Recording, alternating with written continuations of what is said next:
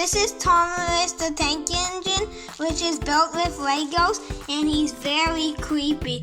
I am coming in your nightmares.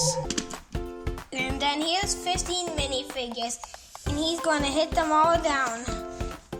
Ready, Thomas? Okay, let's start. 3, 2, 1. That was no good. I'm going to have to do that again. It did nothing. Thomas hit them all. That's what I call a hit. So, here's the guys who survived. Please like and subscribe.